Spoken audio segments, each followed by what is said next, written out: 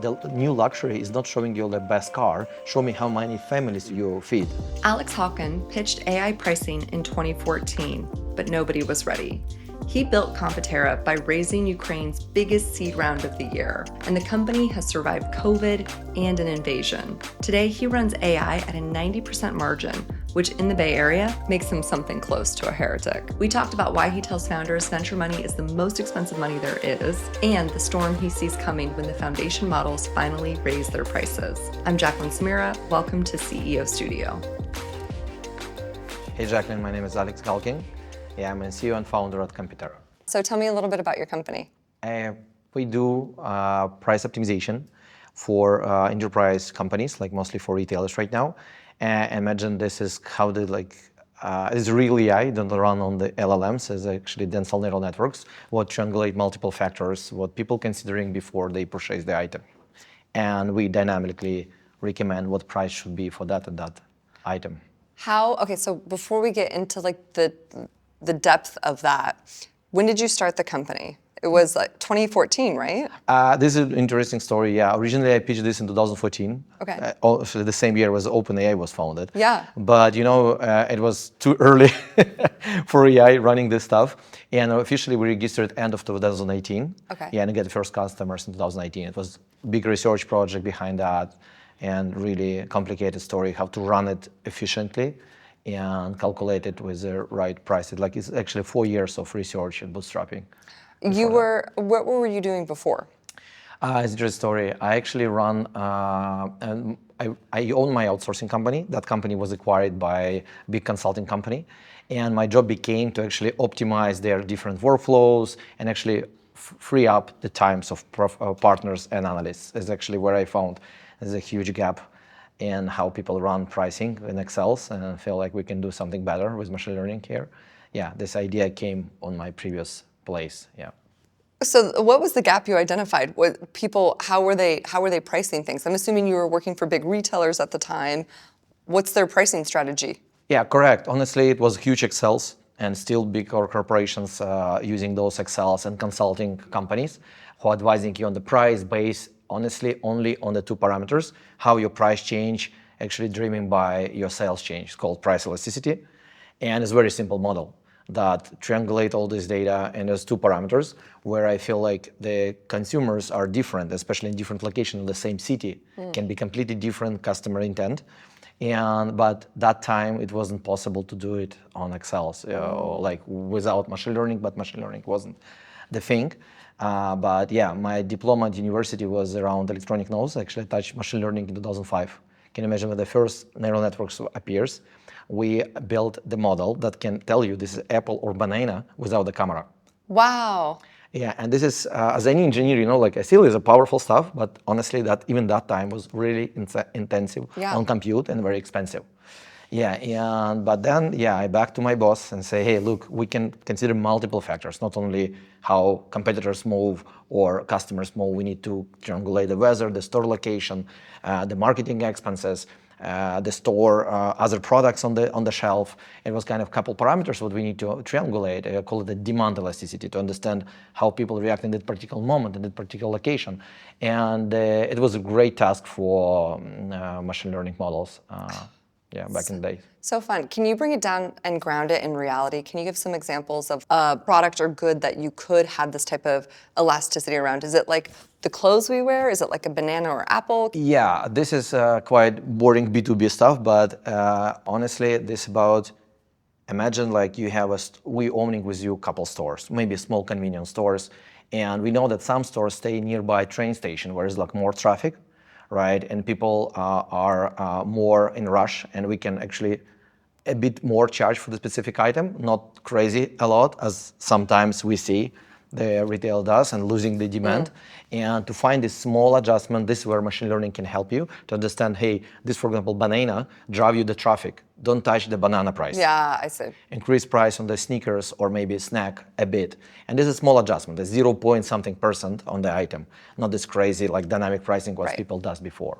Yeah, and this is get a good numbers if you on the huge volumes. So you were doing that, you identified this gap, you realize, hey, these models are designed perfectly for this pain point that retailers have everywhere. And is that what kind of got you to start your own business, or was there a moment that you decided to do it? Honestly, the whole idea was like, I see that this 20,000 hours was spent by those consultants to provide the recommendation for retail in Excel. And they were super slow, like once in 3 months, once in 6 months. And I start asking, hey guys, first of all, it's super limited and super slow. And imagine we can make it like happens online. Right now it happens in 5 minutes, 10 minutes. And honestly, my direct boss was super happy. He's saying, Alex, this is thing. But the guy who's selling this stuff, telling, Alex, you're killing our business. We designed for charge for hours, not for subscriptions. Yeah. And that was quite a big fight, healthy fight. And but this insight came that I feel like it just needs to be done this way, and it has the power. I'm really grateful for the first customers. Imagine, like when I was part of this big consulting company, for me it was easy to go somewhere and say, hey, we do that. When I left the company and I go to the same account asking him to try, he didn't want to pick up the phone. Yeah. It was completely different story. I not realized that it was so kind of difficult. In my kind of one of my partners that moment, they said like, Alex, maybe the boss was right and it's too early. And imagine we won AI Summit in London in 2019. Well, we have this Competera AI pricing. We bring the book, but it was like a drone delivery. Everyone speaking about them, but no one really using. And we got like a lot of nominations, 2 times on Forbes, on Wired magazine, all this stuff. But the customers really not using. We can find someone who can trust this stuff. Even now in 2026, there's a lot of rumors about like how we can trust AI or not, etc. But we get first customers by the end of the year. That year, we're making $1 million IRR. On 2019? In 2019? We closed 3 accounts. We run the pilots with them. They prove it. We say, hey, give us 10 stores, 10 weeks, and see how it works. And we just repeat the story once and once again. What's your pricing model? Do you do it based on like the amount of money you save them or make them, or is it just like separate from Honestly, this was the original idea that I say, hey guys, just let's pay me the cut of what we make for you, which sounds absolutely reasonable. But if you ask even Claudia, like those models still not survive, those value shared models for multiple reasons. But we price based, technically we markup in compute. That's Google's runs behind all of this. And we, of course, I know potentially how ROI will looks like, but usually we just price like per location, per price review. We're saying like is the amount of, we call it Competera modeling units. It's like Databricks models, but technically this is just per store, per month, and depends how often you need to run the calculation. I see. Is that working better, that pricing model? This is more sustainable. I say always we do pricing. I do pricing all my life, right? The pricing is a process. You need to reevaluate all the time. And we probably was one of, right now we see all this LLM companies, they say right now is no, this all the consumption based right now, right? Because it's not like a Salesforce, we can pay upfront this huge R&D cost, and then you charge your per seat and you have a huge margins. Right now, each request require some compute, and that's why the changing right now for this consumption model, we were rigidly from that at that point. That's why I'm triangulating the consumption model, giving them analogy, and they really love it. As far as you have, especially our audience building some products today, as far as you can really, of course, understand the value, plus make it explainable for them, what they understood, like what is behind this. And my analogy is always, hey, imagine McKinsey level price architect sitting in each of your store, reviewing all your prices 4 times a day or a week, and will cost you $30 a month. Are you okay with that? Say, yeah, okay. Now you kind of bringing this analogy to the things what they understood. This kind of work. And then I say, we run the compute, it's like around 7 terabyte data runs when we run the one price calculation for them.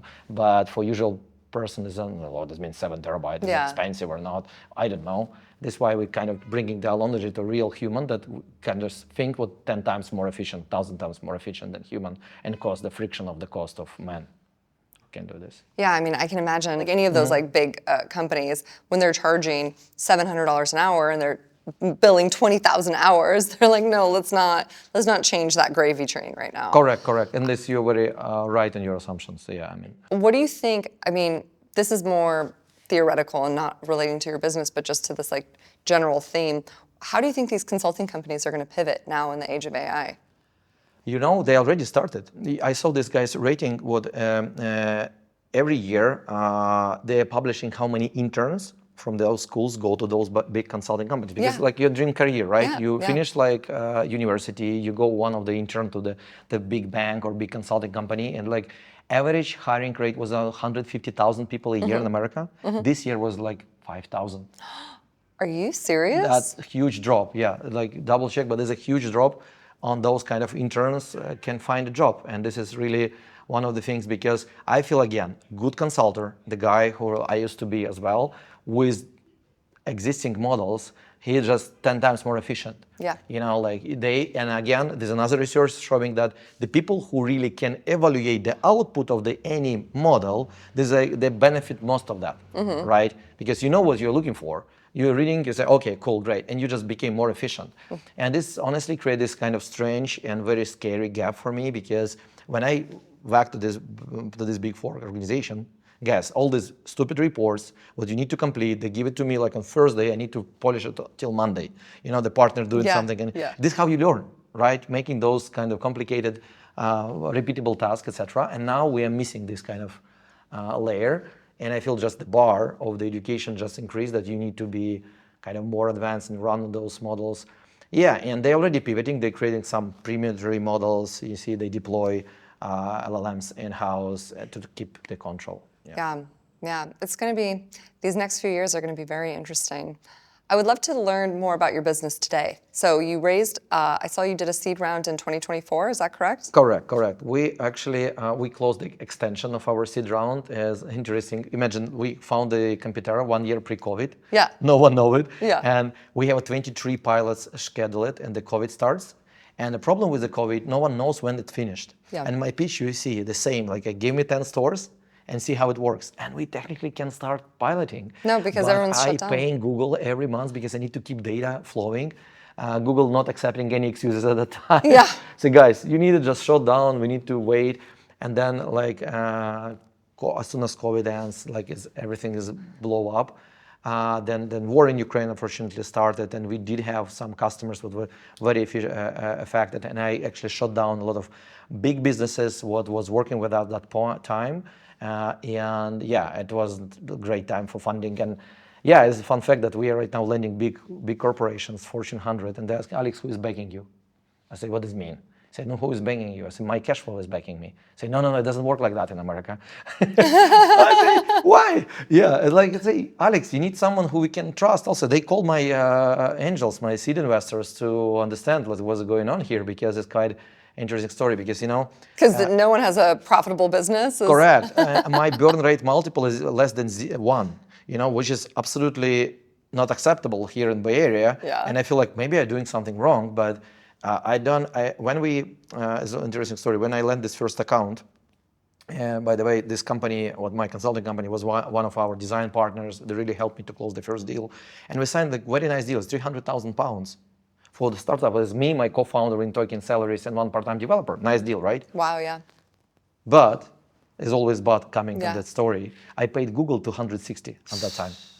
Yeah, and I see on my margin was like 17%. Like my outsourcing business has 50. I said, like, I'm doing something wrong. Like, good news, it works. The bad news, how to make it efficient. Yeah, and I unfortunately don't have like Bill who can cover all my Azure bills, And that was challenging, how to make those stuff efficient and write a margin. Right now, yeah, we run AI on margin on 90%. I feel like it's quite unusual. There's a lot of tricks how to do it, and I really encourage all the startups, really think about your unit economics, especially they built right now on top of OpenAI, all this model. They're really in trouble with their unit economics. Everyone know it. They are actually public about that. You saw this news this morning, like Sam asking to government to buy 5% stake on OpenAI. I actually didn't see that yet. Really? Yeah, I mean, we've known these large foundational models are not built correctly. It's going to correct at some point, but they're waiting for the compute cost to go down. I mean, I don't know. It's going to be. There's like, and some rumors said it's around 14x difference between what they charge and what they really spend per user. Wow. Yeah, and this huge bubble technically, like, and of course, Yeah. or we make it. I know like a lot of investments right now goes to the sub-quadratic models. That mean they will be twice, at least 4 times more efficient than right now just searching for the next token, etc. But it's still kind of researches, right? Is nothing works. Yeah, that's why again, building the company in Eastern Europe, you don't have those VCs who can give you unlimited resources. When we raised originally seed round was $1 million, and it was the biggest round in Ukraine that year. But what is like $1 million when you need to, like in Ukraine, you need to fly over the ocean, you need to hire sales people, have some room for mistakes.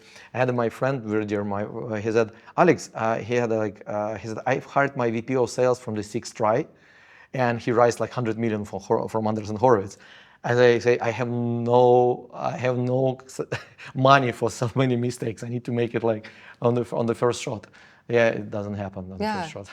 So when did so you were in Ukraine at the time. When did you come over to the US? Yeah, it takes me, I start flying back and forth. We start growing in Europe more or less because I feel like, again, I just not enough.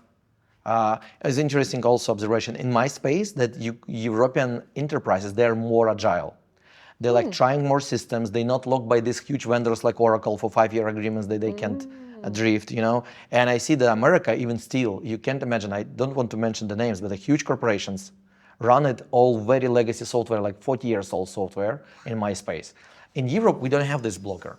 They're quite flexible. They can upload this, and it was since COVID ended, like as soon as first fly open, I moved to New York. Okay. Yeah. Wow. My gosh, what a story. And so you did a seed extension. When did you do the extension? Yeah, the extension was, it was a nice story. We actually, from 2001, before, like 3 months before war, we put all these metrics together. We grew crazy. We grew 800% that year, mostly because the huge ERP system actually technically replace their own solution with ours for their customers. We don't really sell. They technically just replace it. And that's why our revenue just blow up. We like, wow. But that was Russian revenue. Like they had these operations there. And I put all this together. We tried to rise Series A in 2022 in the beginning, but then war cracked down in end of February. And I even have two very strong term sheets. And one, like, it was DocuSign. I paid in Europe, I paid lawyers like $40K to finalize those. Like, we sent to DocuSign, can you imagine? And then the guy just disappeared. No answering email, no WhatsApp. Is that he called me on May, February, March, imagine 4 months after. Wow. And I say, I told it, like, I understood you. Because another guy say, Alex, what we will do if the nuke drops in Ukraine? I told, like, if a nuke dropped in Ukraine, the investment in Competera will be the smallest problem that you will have at that moment. Yeah. But this So not true. helps me to close the deal. They're like, no options. We just need to survive. And thank God we were already kind of profitable at that time, and we have some reserves. Of course, our local investors, like my seed investor, they help a bit. Yeah, and it's like, okay, let's see what next come. What a crazy 5 years from 2019 to 2024 that you went through. I mean, thinking of now, how are things? Is it easier to sell? Do you find people understand it? Do you find people are still confused by it? Is it still easier to sell in Europe than it is in the US? What does that look like? Yeah, first of all, huge tailwind from adoption AI. Yep. Really, really much easier. Of course, enterprises are still behind of the AI adoption. A lot of governments, they still don't know what to do with that. They want to control, they want to understand, but at least you're right, they ask right questions. They ask how often you train your model, how you control the model drift, all these features. We never heard that questions before. So they know. Yeah, that people always try to compare, can they build the same? Because, the enterprises, they like to look at the startup and then just allocate 5 people to work on the same stuff. And they are realizing like, wow, it's hard to build because we build this on all our pre-military data sets. You can't just lock 10 people in the room and they will end up with a product with era of AI. You need to have some intelligence behind, right? Because it's not workflow systems. Yeah, this easier.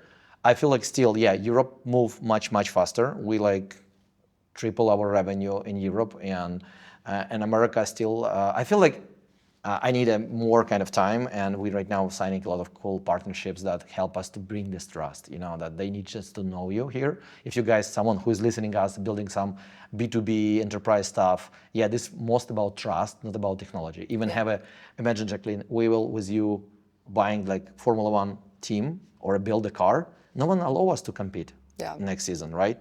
It needs to be done, a lot of political decisions to be done before they accept our car, even have a best car ever created.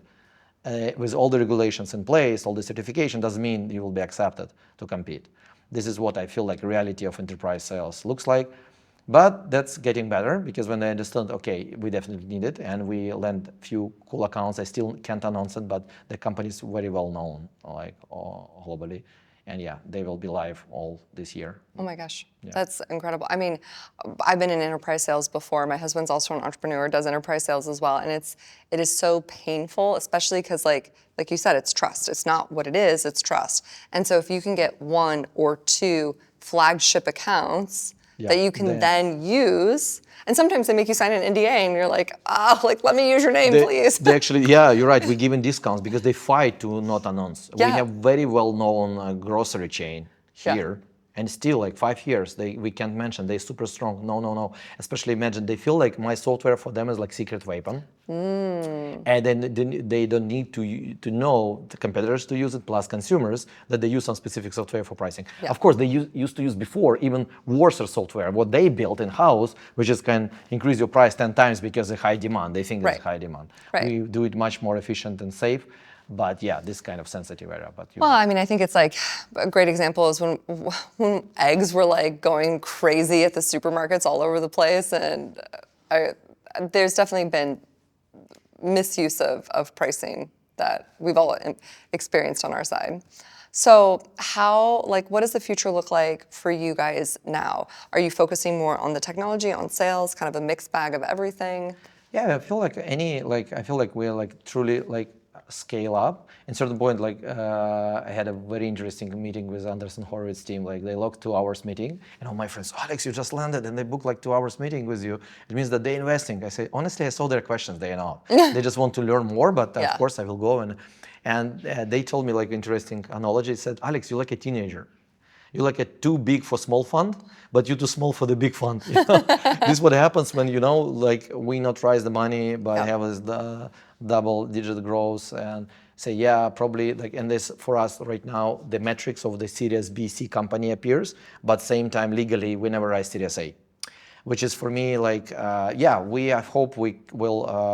I not need honestly money in that perspective, like from kind of course, this unlock growth. We want to land the new version of the product for different industries. We are right now chatting with the gas stations that can adopt the technology as well. And the beauty of that, I feel right now, the good company, you need to keep balance of everything. First of all, mostly go to market, honestly, to make it like trust, all the stuff we tried. We build right now, we're building and very big pricing community. We're biggest pricing community in LinkedIn, the pricing professionals go, we have online certification programs, etc. And this, I need just to put more fuel there, I feel like this. And on the product side is of course a lot of ideas how to land it and actually expand to the new industries. Like I call, like we're creating artificial general pricing intelligence that we want to price for the car rentals, the new industries. And customers are really waiting for that. And already have some pre-arrangements, but I just very kind of, I would say conservative on our spend. I won't keep Competera kind of near profit because, what we pass through, like I feel like we survived just because we very well manage our cash flow from day zero. And just not really burn as a crazy because like COVID can kill it. Like imagine you have 23 accounts and then like 4 left overnight. And then second time, same story. And I feel like this is why if I find, I hope like I found a great investor who really believe in that and we can build it together. I feel it just will be faster. But technology is proven, we just need to scale up. Yeah, I mean, I feel the exact same way. We bootstrapped our business in 2018. And bootstrapped it all the way to 2021, did a seed in 2021, then did an A in 2022. But prior to that, we were cash flow positive, very similar. Like it was like, what, you're cash flow positive? That doesn't even make any sense. But we were super conservative on our spend, on everything that we were doing. And we also, have a capital intense business because we're floating people's salaries, and these folks are working for other companies, and we have to get paid, and so we always had to have enough to cover the carry. And so I always said to like my co-founder and I were like, we need to at least have 3 months in the bank. So like worst case scenario, everybody were to like cancel their contracts. It's not like I'd have to go and do It's massive a very layoffs. nice mindset. I Yeah. absolutely agree with you. And I love this also the joke, or how to say the phrase. They say the new luxury is not showing you the best car. Show me how many families you feed. It means that how many employees you have in your. Well, this is the new luxury. How many families you feed? I Yeah. love that. And this is kind of, I feel like always it's kind of the mission behind. Yeah. I know this is legal to say this in Bay Area, because it's so, when I speak with those early entrepreneurs, say guys, they really don't think about that, right? How much it costs. They feel like they will go to investor and take another round. But for me, the founding round is really, you betrayed yourself. Like you sell part of your baby. Yeah. By piece. Yeah. Like why? Of course, is needed. And again, I always saying, if you can see how money can speed your time, at least best case 100x, how much they're looking for. Investors look at the most expensive money, the VC money. Exactly. If you can use the most cheapest money is the customer money. This is why the focus number one is the customers. Focus number two, actually, we have the debt funding. I really love it. If you can calculate, I know that because we do initial model train, it's very expensive, right? And I know that this guy, and I know the conversion rate of my pilots, and for me, grab the venture debt is more efficient than grab VC money, or just dilute my equity where that can be returned. This is why we just balance it, but now I feel like this is a momentum where you need to open the new ventures, etc. And again, very same-minded investor. What is your kind of feeling? Yeah, no, it's we think the exact same. I think that I speak to a lot of founders and they go after that glamour of like, I raised this much money, I did this many rounds. And to me, I see the value if it's necessary, because you've got to do a certain market grab and you need to, for whatever reason, but people are doing it more from like a vanity metric. And I'm like, that's not impressive to me. Correct. You see that most of the introductions here of the people, they say, they actually not saying like what the customers they serve or how big their revenue. They always saying, hey, I'm like Alex from Competera, I raised $10 million. Yeah. This like, okay, but what does it mean? Why 10? Okay. Why? Like if I can do what you done with 10, I done with 1. This is not the metric. Come on, how much money you raised. Exactly. It's like, well, how big of a business have you built? Like, how good of a business have you built? Yeah, how big your team? Like, I would always tell. I mean, I got so lucky with the investors I had, because to me, I felt like people in the Bay forgot what building a business was for. Like, what is the purpose of building a business? And yes, you have these like slingshot companies, and that's what the VCs are investing in. It's that 100x, that 1000x. And they're going to invest in 100 companies, and they only expect 1 or 2 to hit that moonshot. They don't expect all 100. And so like they're banking on you to have that moonshot. And so what's the advice they're going to give you? And that's some of the things I also tell founders as well, is like, the advice they give you might not be best for their business, it's best for their investment. Correct. Which aren't necessarily always going to be the same thing. Just as my next get an article about that. Like, there's be careful with advices from investors. And on those meetings, I nothing bad, however it's nice team, etc. But I really start feeling that in the middle of the meeting, that is exactly what you said. They expect, they was looking for, the first question what I just entered the room was, Alex, how much money you need to make your product free for everyone? And they quiet. I said, okay, probably you know something what I didn't know. Please explain. Yeah, they give me the background story saying like, there's cool models right now to crack enterprise sales cycles, just to give the product that you can use for kind of 10, 12 months, an obligation to pay those a year in case of success. That this how they call it contracted IRR. And means that, and they report it was one portfolio company, I can't also mention name, but they was, because for me must looks, they officially announced that they lend 178 enterprise account in a year, in 2 years, with an ACV of 200K each. When you make the simple math, that enterprise sales cycle 6 to 8 months alone, or you need to have 178 sales guys who close one deal, it still math doesn't fly. Yeah. And I say something broken here, something is not true. Something like, and there was a trick. Technically, they give the software for free with obligation to cover the invoice or or cancel the subscription in a year. But if they cancel, they will be banned to work with them on the next 3 years. This is how technically, imagine sales team calling, say, oh, HP using us, Apple using us. Yeah. But they using is true, Yeah, but for they're free. not paying yet. You know, and they reported this contracted IRR in some months that they expect that like 5 or 7 of 10 accounts will be converted to the paid accounts, and they raised one round and another round. And this is sometimes works, and just not my game, you know. And I told them, guys, I feel it, just no. Yeah. I don't really, I feel like just not comfortable. Yeah. That's it. Yeah, that's not. We ran some free trials and we learned very quickly. Those are the worst customers. It's like you got to have some skin in the game. Like you have to have some skin in the game in order to make this relationship work. This is more of an overarching question. Like, where do you see the world of AI in 5 years from now? Oh, that's a cool question. And it depends on the areas. Of course, the AI will exploding and will continue this path. I feel like would be huge pushback on. I feel like the quality of AI on coding is overestimated. That the coding are solved. What Anthropic love to say 10,000 times is not. And I feel it would be some kind of huge kind of pushback on that side, that yeah, the smart developers, and they need to find a way to better work with those agents. This and the first point. And a lot of ownership will come, definitely. These big LLMs will lose market share in the way of the open models, that as it happens with software, hardware before, right? We're renting, then we start running on our own. And I feel like, but robotics, of course, like a lot of cool stuff will happen on our kind of day-to-day life. In general, very positive on this.